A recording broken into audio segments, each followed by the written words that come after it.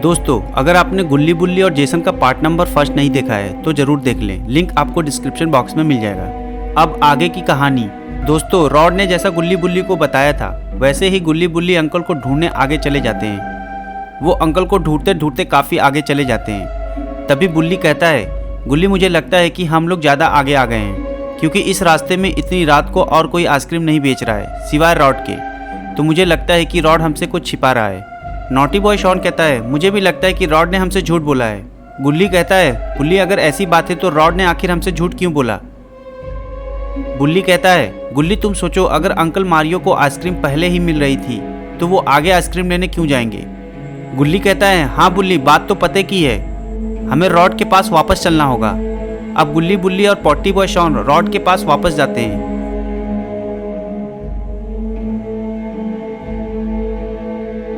और उधर रॉड को ये पता चल जाता है कि मारियो अंकल गुल्ली बुल्ली के अंकल हैं। अगर उसको पहले ही पता होता तो वो शायद ऐसा काम नहीं करता।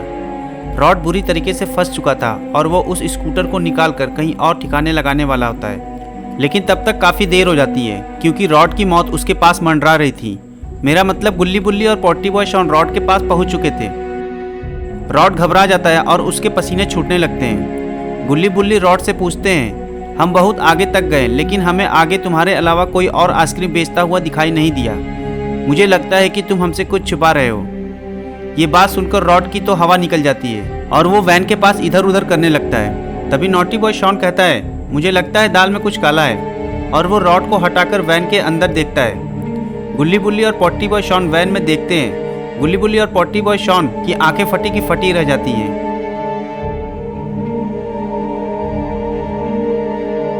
वो तीनों अब रॉड की तरफ देखते हैं, लेकिन रॉड तो रॉकेट की तरह भाग रहा होता है।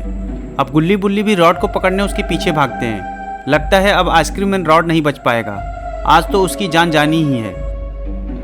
आखिरकार गुल्ली ने उसे पकड़ लिया। बुल्ली रॉड से पूछता है, हमारे अंकल कहाँ हैं? तुमने उनके साथ क्या किया? रॉड कहता है, मैंने तुम्हारे अंकल के साथ कुछ नहीं किया।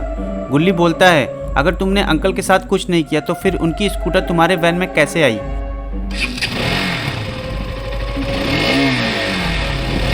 रॉड कुछ नहीं बोलता है, लेकिन तभी पॉटी बॉय शॉन स्कूटर से रॉड की तरफ आता है। गुल्ली बुल्ली उसे पकड़ लेते हैं और कहते हैं, बताओ अंकल मारियो कहाँ है, नहीं तो शॉन तुम पर स्कूटर चढ़ा देगा।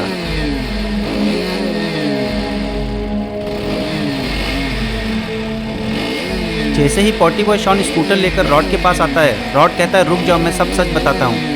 अंकल मारियो कहाँ गए मैं नहीं जानता, पर वो यहाँ आए थे, उन्होंने मुझसे आइसक्रीम ली।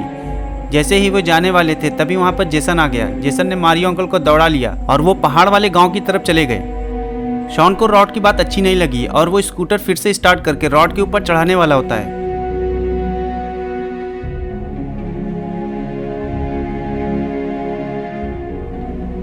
और कहता है, अगर तुमने अंकल के साथ कुछ नहीं किया तो फिर उनकी स्कूटर तुम्हारे वैन में कैसे पहुंची? रॉड कहता है, अंकल अपना स्कूटर छोड़ गए थे तो मैंने सोचा कि कोई देख नहीं रहा है तो मैं क्यों ना इस स्कूटर को बेचकर कुछ पैसे कमा लूँगा। शॉन कहता है, गुल्ली ये झूठ बोल रहा है। गुल्ली शॉन से कहता है, नहीं शॉन, ये सच बोल रहा है, क्योंकि अगर ये कुछ ऐसा वैसा करता तो स्कूटर को अपनी वैन में नहीं रखता। पॉटी बॉय शॉन रॉड से कहता है, अगर मेरे अंकल नहीं मिले तो मैं तुम्हारी जान ले लूँगा। ऐसा बोलकर शॉन रॉड के हाथ पर स्कूटर चढ़ा देता है और कहता है, ये मेरी मारियो अंकल की स्कूटर चोरी करने के लिए। रॉड का हाथ टूट जाता है और वो भागने लगता है।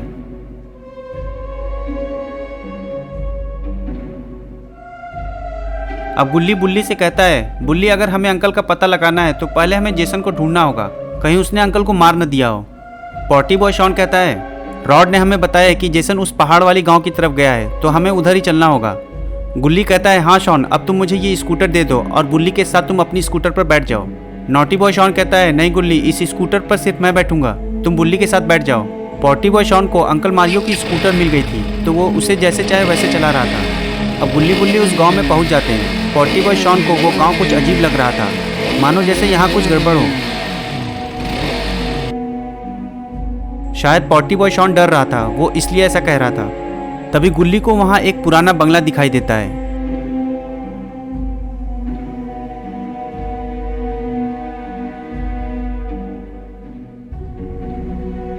गुल्ली कहता है, बुल्ली मुझे लगता है अंकल मारियो शायद इस बंगले में होंगे। पॉटी बॉय शॉन कहता है, नहीं बिल्कुल नहीं, क्योंकि ये बहुत डरावना है। शायद पॉटी बॉय शॉन डर रहा था इसलिए वो ऐसा कह रहा था। बुल्ली कहता है, गुल्ली मुझे लगता है तुम सही कह रहे हो, क्योंकि इससे अच्छी जगह मारियो अंकल को छुपने के लिए नहीं मिलेगी। अब गुल्ली बुल्ली और पॉटी बॉय शॉन अंदर जाने का मन बना लेते हैं। ये तो अभी शुरुआत है, क्योंकि ये स्टोरी बहुत ही भयानक है। तो दोस्तों आगे की कहानी हम पार्ट 3 में देखेंगे।